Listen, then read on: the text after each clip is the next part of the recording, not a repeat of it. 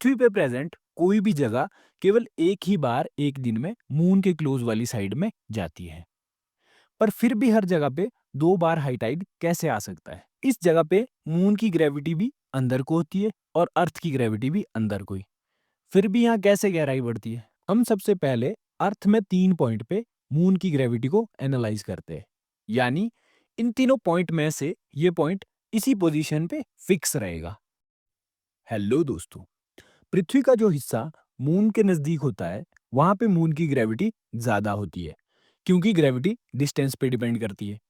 और इसी कारण से नजदीक वाले हिस्से पे प्रेजेंट अर्थ के पानी को मून ज्यादा फोर्स से अपनी ओर खींचता है, जिससे पृथ्वी के उस वाले हिस्से पे पानी की गहराई बढ़ती है, जिसे हम हाई टाइड कहते हैं। पर हमने पिछले एपिसोड में देखा कि ये हाई टाइड एक दिन में 2 बार आते हैं, यानी एक ही दिन में 2 बार पानी का लेवल बढ़ता है। पर पृथ्वी एक दिन में अपनी एक्सिस पे एक ही चक्कर लगाती है। मतलब पृथ्वी पे प्रेजेंट कोई भी जगह केवल एक ही बार एक दिन में मून के क्लोज वाली साइड में जाती है। पर फिर भी हर जगह पे 2 बार हाई टाइड कैसे आ सकता है? और वो भी ये दूसरा हाई टाइड पहले से 12 घंटे बाद आता है। यानी क्लोज साइड पे पहुंचने के बाद जब पृथ्वी अपना आधा चक्कर काटती है, वहां पे ये दूसरी जगह आती है जहां पे समुद्र की गहराई बढ़ती है, यानी फार साइड ऑफ अर्थ पे। अब इस जगह पे मून की ग्रेविटी भी अंदर को होती है और अर्थ की ग्रेविटी भी अंदर को ही। फिर भी यहाँ कैसे गहराई बढ़ती है? और ना ही इसका कारण हम सेंट्रीफ्यूगल फोर्स को बोल सकते हैं, क्योंकि सेंट्रीफ्यूगल फोर्स तो खुद एक सूडो फोर्स है, यानी वो कोई रियल फोर्स नहीं है। तो आज हम मून सीरीज के इस एपिसोड में जानेंगे कि कैसे यहाँ पे उल्टी और गहराई पैदा हो रही है। और अगर आप high tide, low tide, centrifugal force इन सब के बारे में जानना चाहते हो तो मून सीरीज का पिछला एपिसोड जरूर देखें। अर्थ के फार साइड पे समुद्र की डेप्थ के इंक्रीज होने का कारण है डिफरेंशियल ग्रेविटी, यानी ग्रेविटी का अलग अलग जगह पे अलग अलग स्ट्रेंथ का होना।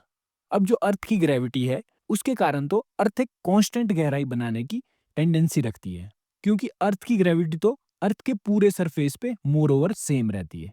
तो इसलिए अर्थ की ग्रेविटी को तो इसके कारण में इंक्लूड करना या ना करना एक ही बात है।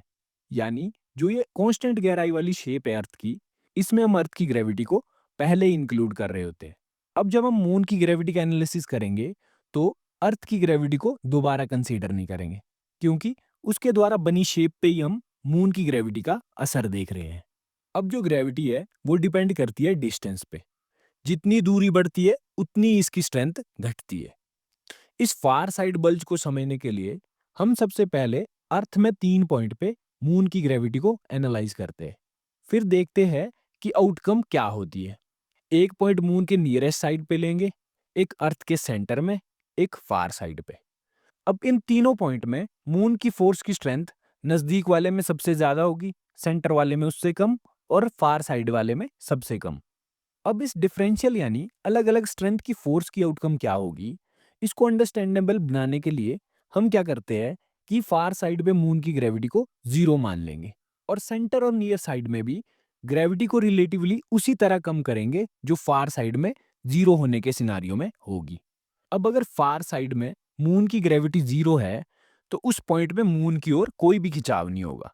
यानी इन तीनों पॉइंट में से ये पॉइंट इसी पोजीशन पे फिक्स रहेगा। जैसे इस पॉइंट पे पृथ्वी स्पेस में चिपक गई है, ये over the period of time कभी भी नहीं हिलेगा।